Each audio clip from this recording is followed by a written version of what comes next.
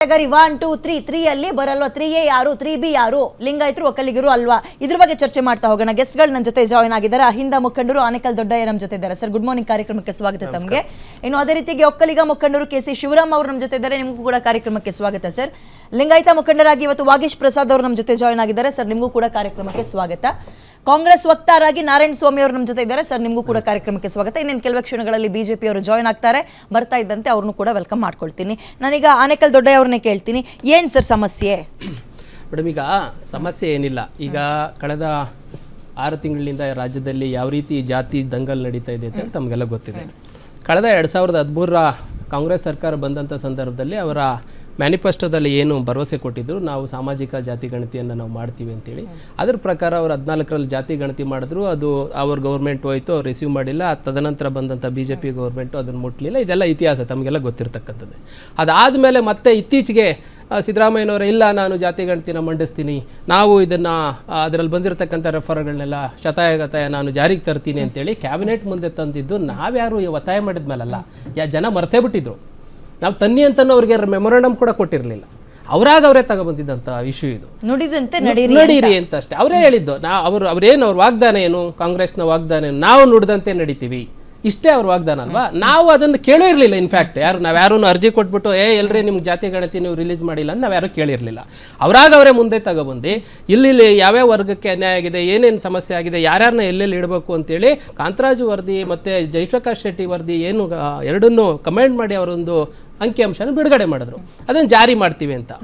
ಆದರೆ ತದನಂತರ ಏನಾಯಿತು, ರಾಷ್ಟ್ರ ಮಟ್ಟದಲ್ಲಿ ಕಾಂಗ್ರೆಸ್ ಯಾವ ರೀತಿಯಾದಂಥ ಸ್ಟ್ಯಾಂಡ್ ತಗೊಂತು, ಅದ್ರ ಮೇಲೆ ಯಾವೆಲ್ಲ ಜಾತಿ ಸಮುದಾಯಗಳು ಅವನೂರು ವರದಿ ಮಾಡಿದಂಥ ಸಂದರ್ಭದಲ್ಲಿ ಯಾರು ಬೀದಿಗಿಳ್ದು, ಚಿನ್ನಪ್ಪ ರೆಡ್ಡಿ ವರದಿ ಮಾಡಿದಂಥ ಸಂದರ್ಭದಲ್ಲಿ ಯಾರು ಬೀದಿಗಿಳ್ದು ದಬ್ಬಾಳಿಕೆ ಮಾಡಿ ದೌರ್ಜನ್ಯ ಮಾಡಿ ತಡೆದ್ರೋ, ಅದೇ ರೀತಿಯಾದಂಥ ಒಂದು ಪ್ರವೃತ್ತಿನ ಇವತ್ತು ಮತ್ತೆ ಮುಂದುವರಿಸ್ಕೊಂಡು ಹೋಗುವಂಥ ಪರಿಸ್ಥಿತಿಗೆ ಬಂದಿತ್ತಿದೆ. ಇದು ಸಿದ್ದರಾಮಯ್ಯನವ್ರನ್ನ ಕೈಕಟ್ಟಿ ಅವರ ಬಾಯಿ ಮುಚ್ಚಿ ಅವರ ಲೀಡರ್ಶಿಪ್ನ ದಮನ ಮಾಡೋವಂಥ ಪರಿಸ್ಥಿತಿಗೆ ಇವತ್ತು ಕಾಂಗ್ರೆಸ್ ಬಂದು ನಿಂತಿದೆ. ಅದು ಅವ್ರ ಪಕ್ಷದ ವಿಚಾರ. ನಮಗೇನು ಅದ್ರ ಪರಿಣಾಮ ಮುಂದೆ ರಾಜಕೀಯವಾಗಿ ಆಗ್ತದೆ, ಅವ್ರು ಯಾವ ರೀತಿಯಾದಂಥ ವ್ಯವಸ್ಥೆಗೆ ಬಂದು ನಿಲ್ತಾರೆ ಅನ್ನೋದಕ್ಕೆ ಇತಿಹಾಸ ಪೂರ್ತಿ ಉತ್ತರಗಳನ್ನ ಈ ಅಹಿಂದ ವರ್ಗ ಕೊಟ್ಕೊಂಡು ಬಂದಿದೆ, ಅದು ಗೊತ್ತಿರ್ತಕ್ಕಂಥ ವಿಚಾರ. ಆದರೆ ನಾನು ಕೇಳ್ತಾ ಇರ್ತಕ್ಕಂಥ ಇದು ಏಕಾಏಕಿ ಇದೆ. ಇಷ್ಟೆಲ್ಲ ಆದ್ಮೇಲೆ ನೀವು ಅದನ್ನು ಮತ್ತೆ ರೀಸರ್ವೆ ಮಾಡ್ತೀವಿ ಅಂತ ಹೇಳಿದ್ರಿ. ರೀಸರ್ವೆ ಅದಾದ್ಮೇಲೆ ಅದಕ್ಕೊಂದು ಕಮಿಟಿ ಫಾರ್ಮೇಷನ್ ಆಗಬೇಕಾಯ್ತು. ಆ ಕಮ್ಯುನಿಟಿ ಫಾರ್ಮೇಷನ್ ಆದಂಥ ಸಂದರ್ಭದಲ್ಲಿ ಕಳೆದ 30-40 ವರ್ಷಗಳಿಂದ ಯಾವ ರೀತಿಯಾದಂಥ ಒಂದು ಸಂಪ್ರದಾಯನ ನೀವು ಮಾಡ್ಕೊ ಬರ್ತಾ ಇತ್ತು. ಅದು ಯಾರು ಕಾಂಗ್ರೆಸ್ ಇರಲಿ, BJP ಇರಲಿ, ದಳ ಇರಲಿ, ಯಾವುದೇ ಸರ್ಕಾರಗಳಿದ್ರೂ ಸಹ ಅಲ್ಲಿ ಆ ಆಯೋಗಕ್ಕೆ, ಎಸ್ಪೆಷಲಿ ಬ್ಯಾಕ್ವರ್ಡ್ ಕಮಿಷನ್ಗೆ ಮಾತ್ರ ಒಂದು ಯಾರು ಆ ವರ್ಗಗಳನ್ನು ರೆಪ್ರೆಸೆಂಟೇಟಿವ್ ಮಾಡ್ತಾರೋ, ಯಾರು ಆ ವರ್ಗಗಳಿಗೆ ನಿಜವಾಗಿ ತುಳಿತಕ್ಕೊಳಗಾಗಿದ್ದಾರೋ ಅಂಥ ಮುಖಂಡರುಗಳನ್ನು ಆಯ್ಕೊ ಬರ್ತಾ ಇರ್ತಕ್ಕಂಥದ್ದು ಒಂದು ಸಂಪ್ರದಾಯ ಇತ್ತು, ಪದ್ಧತಿ. ಅದನ್ನ ಮುರಿದಿ ಏಕಾಏಕಿ ಈಗ ನಮ್ಗೆ ಅನುಮಾನ ಯಾಕೆ ಬರುತ್ತೆ, ನಿಮ್ಮನ್ನು ತಗೊಂಡ್ರದಕ್ಕೆ ನಮ್ಗೇನು ಆಕ್ಷೇಪ ಇಲ್ಲ. ಇದ್ರ ಹಿನ್ನೆಲೆ ಇದೆಯಲ್ಲ. ಇವತ್ತು ಈ ವರದಿನೇ ನೀವು ಬರ್ಕಾಸ್ಟ್ ಮಾಡಿರ್ತಕ್ಕಂಥವ್ರು, ನೀವು ಒಳಗಡೆ ಬಂದಂದ್ಮೇಲೆ ನೀವು ಹೊರಗಡೆ ನಿಂತ ಕಡೆ ನಮ್ಮನ್ನು ವಿರೋಧ ಮಾಡ್ತಾ ಇದ್ದೀರಾ. ಇನ್ನು ಒಳಗಡೆ ಬಂದ್ಮೇಲೆ ನಮ್ಗೆ ನ್ಯಾಯ ಕೊಡಿಸ್ತೀರಾ? ಸಾಮಾಜಿಕ ನ್ಯಾಯ ಇರುತ್ತಾ, ಸೋಷಿಯಲ್ ಜಸ್ಟಿಸ್ ಇರುತ್ತಾ? ಸಮಾಜದಲ್ಲಿ ಇವತ್ತು ಇವರೆಲ್ಲ ಯಾರಂದ್ರೆ ನಿವೃತ್ತಿ ಪಡೆದಿರ್ತಕ್ಕಂಥವ್ರು, ಇವ್ರು ಯಾರು ಸಹ ಪ್ರೆಸೆಂಟ್ ಸಕ್ರಿಯ ರಾಜಕಾರಣದಲ್ಲಿ ಅಲ್ಲ. ಸಕ್ರಿಯ ರಾಜಕಾರಣದಿಂದ ಸಮಾಜದ ಮಧ್ಯೆ ಆಗ್ತಾ ಇರ್ತಕ್ಕಂಥ ಘಟನೆಗಳ ಬಗ್ಗೆ ಅರಿವೇ ಇಲ್ಲ ಇವ್ರಿಗೆ. ಇವರು ಕಳೆದ 50-40 ವರ್ಷ ಒಳ್ಳೆ AC ರೂಮ್ಗಳಲ್ಲಿದ್ದು ಹೊರಗಡೆ ಬಂದಿರತಕ್ಕಂಥವ್ರು, ಇವ್ರಿಗೆ ಜನರ ಹೋರಾಟಗಳ ಬಗ್ಗೆ ಅರಿವಿರಲ್ಲ. ಹಾಗಾಗಿ ಇಂಥವ್ರನ್ನ ಕರ್ಕೊಬಂದು ಕೂರಿಸಿದ್ರೆ ಇವರಿಂದ ಸೋಷಿಯಲ್ ಜಸ್ಟಿಸ್ ಸಿಕ್ಕಲ್ಲ. ಒಂದು ಮತ್ತೆ ಕಂಪ್ಲೀಟ್ ಮಾಡ್ಬಿಡ್ತೀನಿ, ಒಂದು ನಿಮಿಷ. ಎರಡನೇದು, ನೀವು ಹಾಕಿರ್ತಕ್ಕಂಥ ಸಮಯ ಮತ್ತೆ ಸಂದರ್ಭ ಇದೆಯಲ್ಲ, ಇದು ಹಿಂದುಳಿದ ವರ್ಗಗಳಿಗೆ ಮಾಡ್ತಾ ಇರ್ತಕ್ಕಂಥ ದ್ರೋಹದ ಸಮಯ ಮತ್ತೆ ಸಂದರ್ಭ. ಅಂದ್ರೆ ಹಿನ್ನೆಲೆ ನಾನು ಹೇಳಿದ್ನಲ್ಲ, ಈಗ ಈ ವರದಿಯನ್ನು ತಯಾರಿಸಿ ಇದನ್ನ ಯಾವುದೇ ಕಾರಣಕ್ಕೂ ಅನುಷ್ಠಾನ ಈಗ ಮಾಡ್ತಾ ಇದ್ದೀರಾ. ಹಾಗಾಗಿ ಇದಕ್ಕೆ ನಮ್ಮ ವಿರೋಧ ಇದೆ ಹೊರತು ಅವ್ರನ್ನ ತಗೊಂಡ್ರದ್ರಲ್ಲಿ ನಮ್ಗೇನು ಬಹಳ ದೊಡ್ಡ ಏನೋ ಲಾಸ್ ಆಗ್ಬಿಡುತ್ತೆ ಮತ್ತೆ ಅವರಿಂದ ಏನೋ ಅಲ್ಲ. ಈ ಸಂದರ್ಭ ಇದೆಯಲ್ಲ, ಈ ಸಂದರ್ಭಕ್ಕೋಸ್ಕರ ನೀವೇ ಮಾಡಿರ್ತಕ್ಕಂಥ ಸಂದರ್ಭದಿಂದ ನಮ್ಗೆ ಅನ್ಯಾಯ ಆಗ್ತಾ ಇದೆ ಅಂತ ನಮ್ಗೆ ಭಾಸ ಆಗ್ತಾ ಇದೆ. ಅದ್ರ ಮಧ್ಯೆ ಇನ್ನೊಂದು ಹೇಳ್ಬಿಡ್ತೀನಿ.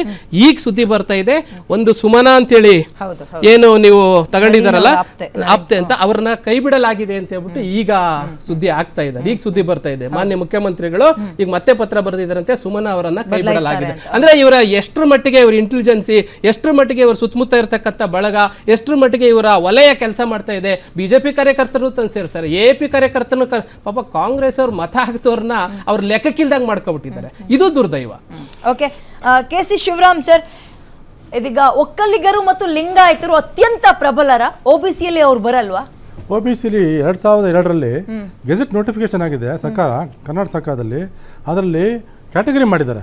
Category 1, 2A, 2B, 3A, 3B ಅಂತ.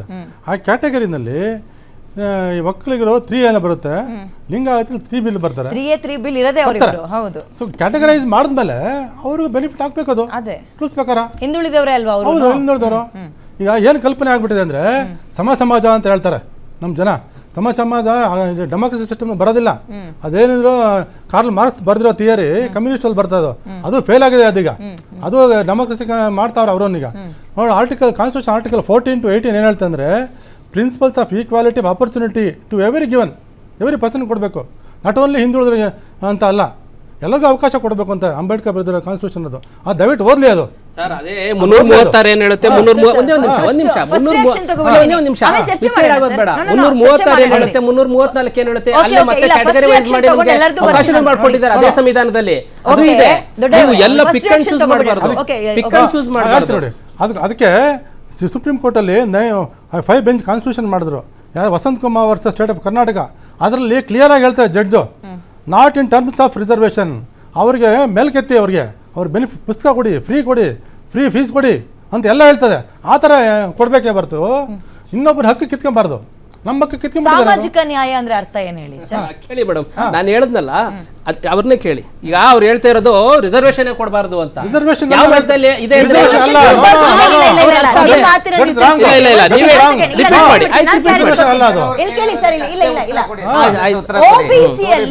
ಒಕ್ಕಲಿಗರು ಮತ್ತು ಲಿಂಗಾಯತರು ಇದ್ದಾರಾ ಅಥವಾ ಇಲ್ವಾ? OBC ಹಿಂದುಳಿದ ವರ್ಗದವರು 3-1 3B ಅಲ್ಲ ಸಾರಿ 3A ಮತ್ತು 3B ಆಗಿದ್ದಾರೆ. ಇದೇ ಒಕ್ಕಲಿಗರು ಮತ್ತು ಲಿಂಗಾಯತರು ಇದ್ದಾರೆ, ಅವ್ರಿಗೂ ಸೇರ್ಬೇಕಲ್ವಾ ಸರ್? ಅದೇ ಅಲ್ವಾ ಸಾಮಾಜಿಕ ನ್ಯಾಯ? ಫಸ್ಟ್ ರಿಯಾಕ್ಷನ್ಗೆ ಬರ್ತೀನಿ ಸರ್. ಹೇಳಿ ಸರ್, ವಾಗೀಶ್ ಪ್ರಸಾದ್ ಅವರೇ, ನಿಮ್ಮ ಅಭಿಪ್ರಾಯ ಈ ಬದಲಾವಣೆ ನೋಡಿ. ಕಂಡೋರ್ಸೋ ತಂತ್ರ ಸಿದ್ದರಾಮಯ್ಯ ಅವ್ರದ್ದು. ಈ ಕಡೆ ಲಿಂಗಾಯತರು ಮತ್ತು ಒಕ್ಕಲಿಗರಿಗೂ ಓಡಿಸ್ತಾರೆ ಮತ್ತು ಹಿಂದುಳಿದವರ್ಗೂ ಓಡಿಸ್ತಾರೆ. ಅದನ್ನ ನಿಜವಾಗಿ ಅರ್ಥ ಮಾಡ್ಕೋತಾ ಇಲ್ಲ ನೀವು. ಇವತ್ತು ರಾಷ್ಟ್ರ ಮಟ್ಟದ ಜಾತಿ ಆಧಾರಿತವಾದಂಥ ರಿಸರ್ವೇಷನ್ನು ಬಟ್ ಜಾತಿ ದೇಶದಲ್ಲಿ ತೆಗೆದ್ರೆ ನಮ್ಮ ದೇಶ ಮುಂದೆ ಬರ್ತದೆ. ಅದು ಫಸ್ಟ್ ಆಫ್ ಆಲ್. ಇವತ್ತು ಹಿಂದುಳಿದ ವರ್ಗದ ಏನು ಕಟ್ಟಕಡೆಯ ಯಾವ ಮಾನವ ಧರ್ಮದಲ್ಲಿ ಮನುಷ್ಯನ ಹುಟ್ಟಿರ್ತದೆ ಜಾತಿ ಆಧಾರಿತ ಆದಮೇಲೆ ಹಿಂದುಳಿದ ವರ್ಗಗಳಿಗೆ ಏನು ಸ್ಥಾನಮಾನ ಕೊಡಬೇಕು, ಲಿಂಗಾಯತರಾಗಲಿ ಒಕ್ಕಲಿಗರಾಗಲಿ ವಿರೋಧಿ ಅಲ್ಲ ಫಸ್ಟ್ ಆಫ್ ಆಲ್. ಎರಡನೇದೇನು, ಇವಾಗ ನಮ್ಮಲ್ಲಿ ಒಬ್ಬ ಡಾಕ್ಟರ್ ಕುಂದಗೋಳ್ ಅಂತ ಒಂದು ಅವಕಾಶ ಕೊಟ್ಟಿದೆ. ಅದು ಪ್ರಬಲವಾದದ್ದ ಬಂಡ್ ಸಮುದಾಯದ ಅಧ್ಯಕ್ಷರು ಮಾಡಿದ್ದಾರೆ. ಅವರೆಲ್ಲ ಹಿಂದುಳಿದು ಇದು ಮಾಡೋಕ್ಕೆ ಒಂದು ಸಮಿತಿನಲ್ಲಿ ಎಲ್ಲ ವರ್ಗಗಳ ಇರ್ತಕ್ಕಂಥದ್ದು ರೆಪ್ರೆಸೆಂಟೇಷನ್ ಮಾಡೋವಂಥದ್ದನ್ನು ಸಮಿತಿ ಮಾಡಬೇಕು.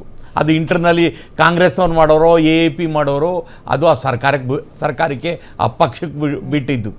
ಸಿದ್ದರಾಮಯ್ಯನವ್ರು ಯಾವಾಗಲೂ ಒಂದು ಹಿಂದುಳಿದ ನಾಯಕರಿಗೂ ನಾಯಕ ಅಂತ ಬಿಂಬಿಸ್ಕೊಂಡಿದ್ದಾರೆ ಹೊರತು ಅವರು ಏನು ಹೇಳ್ತಾ ಇದ್ದಾರೆ, ಸಿದ್ದರಾಮಯ್ಯ ಈ ಥರ ಮಾಡ್ತಾ ಇದ್ದಾರೆ ಅಂತ ಹೇಳಿದ್ರೆ ಮುಂದುವರೆದಂಥವ್ರು ನಾವು ಏನು ಹೇಳ್ತಾಯಿದ್ವಿ, ನಾವು ಅಸಮಾಧಾನ ಆಗಿದ್ವಿ. ಅವೈಜ್ಞಿಕವಾಗಿ ಏನು ಜಾತಿ ಜನಗಣತಿ ನಡೀತು ಅದು ಕಾಂತರಾಜ್ ವರದಿಗೆ ನಾವು ವಿರೋಧಿ ಮಾಡಿದ್ದೀವಿ. ಆ ವಿರೋಧಿ ಮಾಡಿದ ತಕ್ಕಂತೆ ಈಗ 10 ವರ್ಷ ಆದಮೇಲೆ ಪುನರ್ವಸತಿ ಮಾಡಿದ್ದಾರೆ. 150 ಕೋಟಿ ಅದರಲ್ಲಿ ಬೇರೆ ಲಾಸ್ ಆಯಿತು. ಆಮೇಲೆ ಈಗ ರಾಷ್ಟ್ರಮಟ್ಟದ ಜಾತಿ ನಡೀತಾ ಇದೆ. ಆ ಸಂದರ್ಭಗಳಲ್ಲಿ ಈಗ ಮತ್ತೆ ಕೈ ಬಿಟ್ಬಿಡ್ರಿ ಅಂತನಾ? ಆಮೇಲೆ ಎರಡೇನು ಹೇಳ್ತೀನಿ ನಾನು, ಇವತ್ತು ನಮ್ಮ ವೀರಶೈವ ಸಮುದಾಯದ ಅಲ್ಲೊಬ್ಬ ಒಕ್ಕಲಿಗ ಸಮುದಾಯದ ಒಬ್ಬ ಇದ್ದಾಗ ಅವ್ರು ವಿರೋಧಿ ಮಾಡಬಾರ್ದು. ಅವ್ರಿಗೇನು ಸ್ಥಾನಮಾನ ಕಟ್ಟಕಡೆಯ ಪರ್ಸಂಟೇಜು ಕೊಡಬೇಕು.